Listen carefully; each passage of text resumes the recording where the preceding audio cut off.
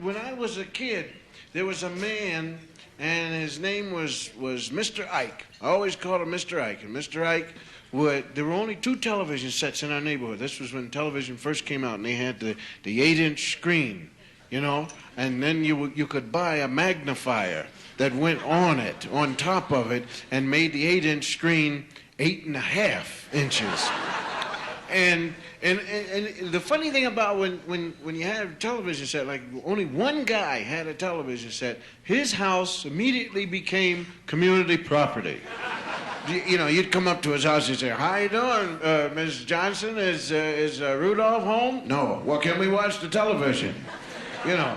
And you go in there, and we broke his sofa in for him, man. And we stayed up all hours, and gee whiz, I'll never forget that, the television set. And this man, Mr. Ike, whenever Rudolph's house was full, I mean, if you didn't get there while they were eating dinner, and that's when we usually walked in. "Hi, you having dinner?" "Yeah." "Well, don't mind us. We're going to watch television."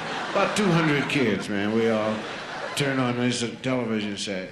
And there were 3 sets. One was a pay TV, which we didn't like because they kept passing the hat around. It reminded us of church too much. You know, so everybody give a nickel so we can get it. And then you would have 25 cents, but you needed a quarter because the machine was dumb. You know, the machine didn't know that you had 25 cents. It said, "No, I just want a quarter. Go get it." And you'd be in the middle of a movie and the guy would say, "Why, you..." "Quick, get a quarter. Everybody get a quarter. Get a quarter." And one guy would be the runner, and he would run to the store and say, and the man would think he was going to make some money. "Yes, what can I do for you?" "Give me a quarter." And he'd give me a quarter, and the guy would run back and put it in the set, and he was doing a commercial. And that's a minute. A minute you have to pay for that. But I think it ran for only an hour. But Mr. Ike had some red man tobacco, chewing tobacco. And he used to put it in his mouth, you know, and it was just something that looked juicy about that tobacco in his mouth, you know. And he'd just sit there, and he had a little can of tomato soup or something, an old empty can. He'd just be watching and just doing that in him. And I used to go up to his house quite a bit, you know. And so one day I said, "Listen, Mr. Ike, can I have some of that tobacco?" Now, I'm about 12 years old, I guess. He said, "Yeah, sure, help yourself." And I'll never forget it, man. He got me a can. I had me a can of tomato juice, you know, empty can of tomato juice for my own. And he said, "Now you take it and you put it." I said, "I know how to do it." And I put it in my jar.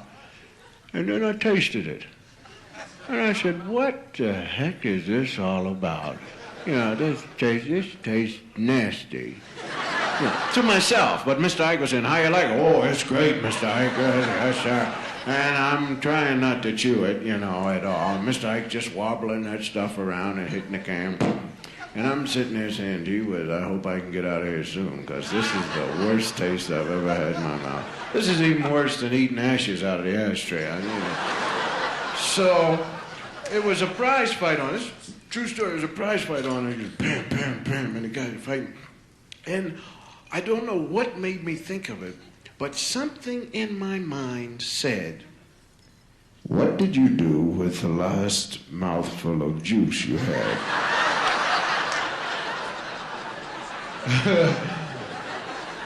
And I didn't know.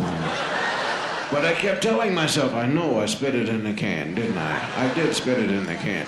Meanwhile, the little guys that work down in the stomach say, "You didn't spit it in the can, and we're going to be sending it up to you sometime soon, Charlie. And to warn you, we're going to send up some sweat right away for your forehead." Man, I started dripping sweat all coming down, just a cold sweat. And the next thing I knew, the guy started heaving that stuff up, man. And it came up to my neck, you know. Now the problem is I can't let Mr. Ike see me get sick, you know, because he's going to laugh. You got sick, man. And it was just lucky enough that the fight I was watching, this guy went, and the guy fell out. He said, 9-10. I said, "I'll see you later, Mr. Ike." And I said, "Oh."